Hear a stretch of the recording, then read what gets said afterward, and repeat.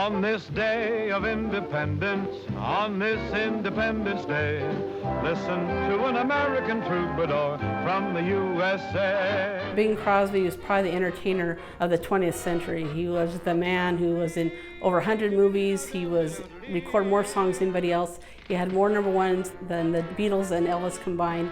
He was the quintessential entertainer of his time, and people knew who Bing Crosby was. Or would you like to swing on a star, carry moonbeams home in a jar, and be better off than you are? This is the Bing Crosby house that was originally his boyhood home. It was built in 1911, and then in 2014 we made it a museum honoring Bing Crosby here on the campus of Gonzaga University. Where the blue of the night. Today we have over 200 items for the public to come see. It's a public place. It's open, free, no charge. There's parking out back, and people can see where Bing Crosby grew up. When you come into the house, you'll just be amazed by what you see. If you're a Bing Crosby fan, or even if you're not, there's cool stuff to see. I count my blessings instead of sheep. On the main floor of Crosby's house, we have 3 rooms that showcase his life. In the living room, we showcase his life at Gonzaga and different activities that he was involved with here. Shows that he was an athlete, he was involved with sports, he was involved with drama. I'm no terrific success. I ought to worry, I guess.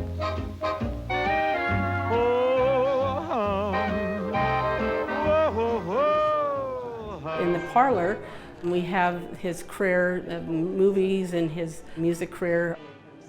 And then the dining room has his early life as a student and living in Spokane, and then another case showcasing his 2 families. He was married twice, and then his golfing interests, and then just some other more movie-related items on display. There's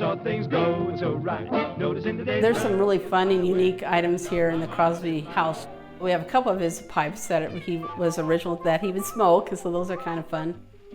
We also have that he won this award called the Salesman Award, and it has this robotic salesman type guy on it, and he was a businessman besides the entertainer. We also have on display several of his Entertainer of the Year or his radio show awards that he won in the 40s and the 50s, and they're cool looking statues in their own right. This gives me about the greatest pleasure I've ever had to present to you the Best Acting Award for 1944. One of the highlights of the house is to see the Oscar that he won in 1944 for Going My Way, and also his gold records, and to see them all in one space, in one area, and then you can see how big he was. He was the entertainer. Of a white Christmas. One of my favorite awards here is the Downy Flake Donut Award, given to Bing Crosby in 1949 because they considered his face the most conducive for dunking. And on the front they have like a chocolate donut on it. I just think it's unique and different. We're off on the road to Morocco. We have people coming to this house from all over the United States.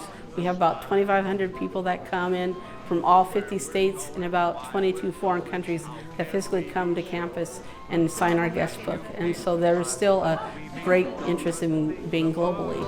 Like Webster's dictionary, we're Morocco bound. They'll say it's all right with me.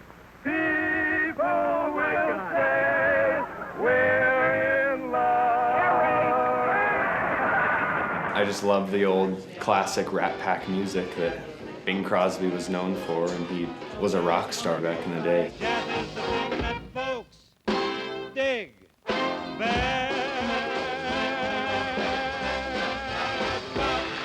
Growing up and watching his movies and like hearing your grandparents talk about it, so it's like you kind of want to get into the museum and see what it's all about. Moonlight becomes you so. The Crosby House is important because it's the one place that the public can come see his materials. This is the only museum, and it's the largest public collection on Crosby here on campus of Gonzaga, and it's free to the public. One visit stop and you can see his life right here in the Crosby House.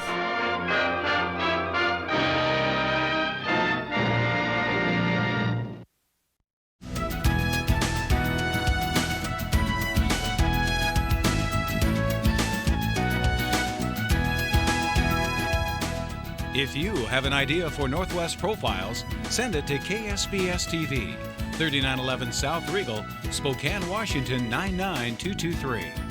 Northwest Profiles is a presentation of KSPS Public Television.